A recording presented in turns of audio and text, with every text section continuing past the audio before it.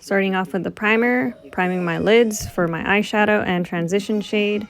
First shade we're going to use is the pink, then to the red to define our cut crease. Now purple is to smoke it out. You want to make sure you're blending as much as possible.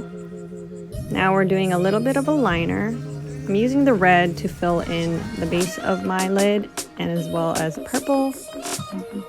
This is going to give us more dimension. I'm using the jumbo to kind of cut the crease and then fill it in with yellow liner. Now I'm lining my eyes with a cat wing liner by Stila. Now I'm making sure I blend the brows and also to the shadow. That way it's not a harsh line of demarcation from the shadows and colors. You want to make it as smooth as possible.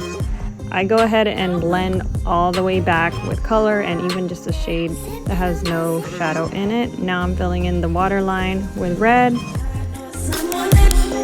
purple liner, till I'm filling in what I had messed up from using the tape. Next is the white liquid liner, which is the whole idea of this look, to really bring out the eyes. Now you want to be really careful and take your time and breathe while doing this. This is such a fun look. Drying it with the fan, manual fan. Now I'm highlighting and putting some more dimension within the white liner. It's a little tricky, so you need a really flat brush to help you out. And then after this, I'm going to smoke it out. Now I'm trying to blend any lines that are harsh to make it smooth. Put some mascara on. Now apply my lash with Duo Lash Glue. This makes the look all put together. Take your time. I'm adhering my natural lashes to the false lashes. That's the tool I'm using. And thank you so much for watching.